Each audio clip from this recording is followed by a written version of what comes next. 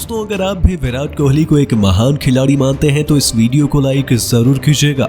दोस्तों, दिल्ली की धरती ने भारत को कई महान खिलाड़ी दिए हैं। वीरेंद्र सहवाग, गौतम गंभीर, शिखर धवन और वर्तमान में विराट कोहली जैसे महान खिलाड़ी दिल्ली के माटी से ही निकले हैं। किंग कोहली विश्व क्रिकेट के बेताज बादशाह हैं। उन्होंने अपने बल्ले से जितने रिकॉर्ड बनाए हैं शायद उतना कर पाना और बल्लेबाजों के लिए बेहद मुश्किल काम है। लेकिन दिल्ली की ही धरती से एक ऐसा बल्लेबाज निकला है जो शायद विराट कोहली के रिकॉर्ड को तोड़ पाए। और सचिन और विराट कोहली के वर्चस्व को आगे बढ़ाने वाला ये बल्लेबाज इस वक्त अपने बल्ले से रन नहीं बल्कि रनों की सुनामी ला रहा है। तो आखिर कौन है ये खिलाड़ी जो भारत का अगला विराट कोहली बन सकता है? जानने के लिए हमारे इस वीडियो को अंत तक जरूर देखें। लेकिन उससे पहले आपको क्या लगता है, विराट कोहली और रोहित शर्मा में से महान खिलाड़ी कौन है? नीचे कमेंट में जरूर बताइए। दोस्तों, विराट कोहली ने भारत के पूर्व महान खिलाड़ी सचिन तेंदुलकर के वर्चस्व को न सिर्फ आगे बढ़ाया बल्कि एक अलग मुकाम तक पहुंचाया। सचिन ने जहां 100 शतक लगाकर एक ऐसा कीर्तिमान स्थापित किया जहां तक पहुंचना अन्य क्रिकेटरों के लिए नामुमकिन सा था, तो उसको मुमकिन कर बनाया विराट कोहली ने अपने अंतर्राष्ट्रीय करियर में अब तक 71 शतक लगाए और वो जल्दी ही सचिन तेंदुलकर के 100 शतकों को भी तोड़ सकते हैं। कोहली ने अपने करियर में कई सारे विराट काम किए हैं जो उनके चाहने वाले कभी नहीं भूल पाएंगे। हाल ही में वर्ल्ड कप में पाकिस्तान के खिलाफ उन्होंने अकेले दम पर भारतीय टीम को जीत दिलाई थी। जिस तरीके से विराट ने विश्व क्रिकेट में अपनी एक अलग पहचान बनाई है वैसा कर पाना बेहद मुश्किल है। लेकिन अब दिल्ली की ही धरती से एक ऐसा खिलाड़ी टीम इंडिया में दस्तक देने वाला है जो विराट कोहली जैसा ही चमत्कार अंतर्राष्ट्रीय क्रिकेट में कर सकता है। आपको बता दें, इस खिलाड़ी ने अंडर 19 में भारतीय टीम की कप्तानी करते हुए टीम इंडिया को चैंपियन बनाया। यही नहीं, उसने बल्ले से भी खूब रन बनाए। घरेलू टूर्नामेंट में तो इस खिलाड़ी ने रनों का अंबार लगा दिया है। दरअसल ये खिलाड़ी कोई और नहीं दोस्तों बल्कि भारतीय अंडर 19 टीम के कप्तान यश धूल है। बता दें, यश धूल अंडर 19 वर्ल्ड कप में टीम इंडिया की कप्तानी करते हुए केवल 4 मैचों में ही 229 रन से ज्यादा बना दिए थे, जिसमें उनका औसत 76 से भी ज्यादा का था। उन्होंने 6 फर्स्ट क्लास मुकाबले खेले। दोस्तों, आपको जानकर बेहद हैरानी होगी कि 87 के अजूबे वाले औसत से उन्होंने केवल 6 मैचों में ही 783 रन ठोक दिए। जी हाँ, सही सुना आपने, 783 रन। लगभग 800 रन बनाने वाले इस बल्लेबाज ने 6 मैचों में 4 शतक भी लगाए और एक अर्धशतक भी ठोक दिया। उनकी धाकड़ बल्लेबाजी देखकर दिल्ली की टीम ने उन्हें 50 लाख में अपनी टीम में खरीदा था। हालांकि उन्हें मुकाबले खेलने को तो नहीं मिले, लेकिन ऋषभ पंत की अगुवाई वाली दिल्ली में रहकर उन्होंने दिग्गजों के साथ अपनी बल्लेबाजी में और भी गुणवत्ता ऐड की है, जिसका नतीजा ये रहा कि इस खिलाड़ी ने घरेलू टूर्नामेंट में एक बार फिर से अपने बल्ले से आग लगाना शुरू किया। मेघालय के खिलाफ अच्छी बल्लेबाजी में केवल 64 गेंदों में 71 रन बनाकर यश धूल अंत तक नाबाद रहे। बता दें, इस खिलाड़ी को बड़ी पारी और कप्तानी पारी भी खेलना आता है, जो विराट कोहली भी किया करते हैं। जिस तरीके से 20 साल के इस युवा खिलाड़ी ने बेहद कम समय में अपना नाम बनाया है, ऐसा लग रहा है कि वो विराट कोहली के रिकॉर्ड को तोड़ देंगे। तो दोस्तों, आपको क्या लगता है, यश धूल कोहली के रिकॉर्ड को तोड़ पाएंगे या नहीं? अपनी राय नीचे कमेंट में जरूर बताइए। दोस्तों, अब बात इज्जत पर आ गई है। तीसरे मुकाबले में हर हाल में टीम इंडिया को जीत दर्ज करनी थी और ऐसे में मुकाबले में अक्सर भारत करिश्मा करता ही करता है। और दोस्तों, हुआ भी कुछ ऐसा ही। कप्तान धवन ने तीसरे मुकाबले में अपनी गलती सुधारते हुए संजू को मौका दिया था। आखिरी गेंद पर इस बल्लेबाज ने कैसे चमत्कार करते हुए भारत को एक सांस रोक देने वाले मुकाबले में जीत दिलाई और उमरान की घातक गेंदबाजी ने कैसे पलट दिया पूरा मैच, उसका वीडियो हम आपको दिखाएंगे। साथ ही साथ मुकाबले की रोमांचक हाईलाइट का वीडियो भी हम आपको दिखाएंगे। लेकिन उससे पहले आप सभी को क्या लगता है कि संजू सैमसन और ऋषभ पंत में से बेहतर विकेटकीपर बल्लेबाज कौन है? इस बात का जवाब नीचे में कमेंट सेक्शन में जरूर दीजिएगा।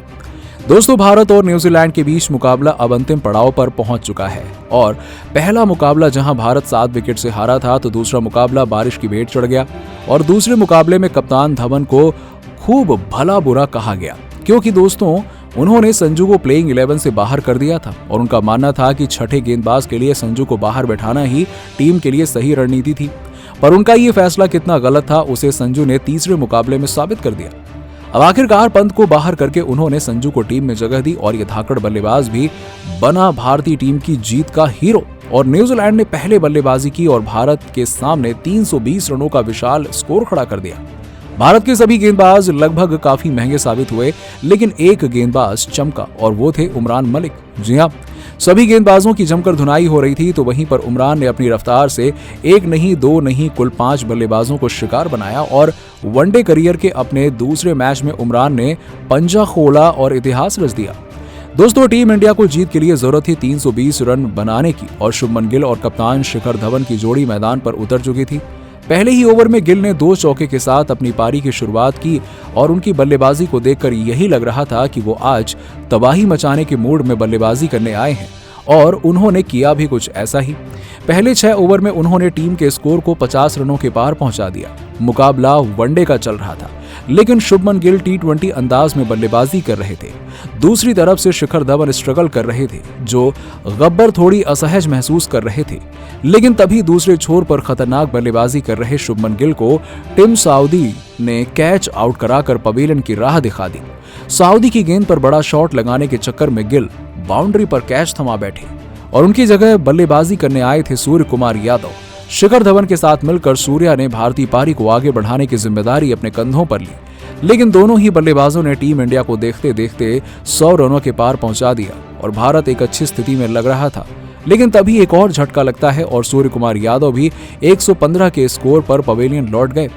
और आपको बता दें कि सूर्या ने 38 रनों की पारी खेली थी और उनके जाने के बाद मैदान पर एंट्री होती है भारत के उप कप्तान ऋषभ पंत की, और अब कप्तान और उप कप्तान की जोड़ी मैदान पर थी और दोनों ने मोर्चा संभाला और न्यूजीलैंड के गेंदबाजों की धज्जियां उड़ानी शुरू कर दी। वर्ल्ड कप में ऋषभ पंत को कुछ खास मौके नहीं मिले थे, जिसका गुस्सा उन्होंने न्यूजीलैंड के खिलाफ उतारा और धवन के साथ मिलकर उन्होंने ताबड़तोड़ बल्लेबाजी करते हुए भारत को देखते ही देखते 220 रनों के पार पहुंचा दिया और केवल 38 गेंदों में ही 50 भी जड़ दिया। और दूसरी तरफ शिखर धवन ने 78 गेंदों का सामना करते हुए 66 रन बनाए थे और वो एक तरफ से पारी को संभाल कर बल्लेबाजी कर रहे थे और कप्तान होने की भूमिका को निभा रहे थे। दूसरी तरफ से पंत ने आक्रामक बल्लेबाजी जारी रखी और मुकाबला 40 ओवर के पार पहुंचा दिया। टीम इंडिया 242 रन बना चुकी थी। ऋषभ पंत और शिखर धवन खतरनाक अंदाज में बल्लेबाजी कर रहे थे और भारत को अगले 10 ओवर में जीत के लिए 91 रनों की आवश्यकता थी। और 41वें ओवर में गेंदबाजी करने आए ट्रेंट बोल्ट की 2 गेंदों पर 2 छक्के लगाते हुए ऋषभ पंत ने यह बता दिया कि बॉस वही हैं। इसके बाद तो अगले ओवर में मिशेल सैंटनर की गेंद पर बड़ा शॉट खेलने के चक्कर में ऋषभ पंत अपना कैच दे बैठे और विकेट गंवा बैठे। भारत के लिए तगड़ा झटका था क्योंकि पंत बहुत ही खतरनाक बल्लेबाजी कर रहे थे। 50 गेंदों में 80 रन ठोककर ऋषभ पंत ने भारत को मुश्किलों से निकाल दिया, लेकिन अभी भी जीत काफी दूर थी और अब उनकी जगह आ गए थे संजू सैमसन। दूसरी तरफ से कप्तान शिखर धवन भी अपने शतक के करीब हैं और 100 गेंदों में शिखर धवन 90 रन बना चुके थे। उनका साथ निभाने आए संजू 44वें ओवर में गेंदबाजी करने आए फर्गुसन की गेंद पर खूबसूरत चौके के साथ गब्बर ने अपना शतक पूरा किया और बता दिया कि उनमें अभी कितना क्रिकेट बचा हुआ है और अब अगले ओवर में भारत को जीत के लिए 50 रनों की दरकार थी। संजू और गब्बर की बल्लेबाजी को देखते हुए ऐसा लग रहा था कि ये लक्ष्य भारत आसानी से हासिल कर लेगा, लेकिन ये आसान नहीं होने वाला था। 48वें ओवर तक भारत केवल 285 रन ही बना पाया और 2 ओवर में टीम इंडिया को जीत के लिए 35 रनों की दरकार थी। 49वें ओवर में गेंदबाजी करने आए थे टिम साउदी और उनकी पहली ही 2 गेंदों पर संजू सैमसन ने 2 छक्के लगाए और पूरा मामला ही पलट दिया। संजू की बल्लेबाजी देख साउदी भी नर्वस हो गए। हालांकि साउदी ने अगली 2 गेंदों पर वापसी की और संजू को एक भी रन बनाने नहीं दिया और चौथी गेंद पर संजू सैमसन ने शानदार चौका लगाया और 4 गेंदों पर कुल 16 रन आ चुके थे। इसके बाद से आखिरी गेंद पर चौका लगाते हुए भारत को 300 रनों तक पहुंचा दिया। अब आखिरी ओवर में जीत के लिए भारत को जरूरत थी 15 रनों की और संजू स्ट्राइक पर थे। उन्होंने पहली गेंद पर शानदार छक्का लगाया और उन्होंने टिम साउदी की गेंद को स्टेडियम के बाहर दे मारा। इसके बाद फिर क्या था, अगली गेंद पर भी संजू सैमसन चौका लगाना चाहते थे, लेकिन गेंद इतनी तेज थी कि बाउंड्री पर फील्डिंग कर रहे विलियमसन ने उसे रोकते हुए तुरंत गेंदबाज के पास फेंक दिया और इस गेंद पर केवल 1 रन ही बन पाया। अब स्ट्राइक पर थे कप्तान धवन। साउदी की तीसरी गेंद पर शानदार चौका लगा दिया और अब 3 गेंदों पर 6 रनों की दरकार थी। शिखर धवन ने चौथी गेंद पर स्ट्राइक दे दी संजू को और अब 2 गेंदों पर 5 रनों की जरूरत थी, लेकिन 5वीं गेंद पर एक भी रन नहीं बन पाया। स्ट्राइक पर थे संजू और तब सभी की सांसें ऊपर नीचे हो रही थी कि अब क्या होगा। लेकिन दोस्तों, चतुराई भरा शॉट खेलते हुए संजू ने विकेट के पीछे शानदार छक्का लगा दिया और सांस रोक देने वाले मैच में आखिरकार भारत को जीत दिला दी। दोस्तों 30 नवंबर के दिन भारत और न्यूजीलैंड के बीच एक ऐसा ही सांस रोक देने वाला मैच हो सकता है। वैसे आपको क्या लगता है कि धोनी, पंत और संजू सैमसन में कौन बेहतर विकेटकीपर बल्लेबाज है? इस बात का जवाब नीचे हमें कमेंट सेक्शन में जरूर दीजिएगा और ऐसी ही खबरों के लिए सब्सक्राइब कीजिए हमारे YouTube चैनल को। धन्यवाद।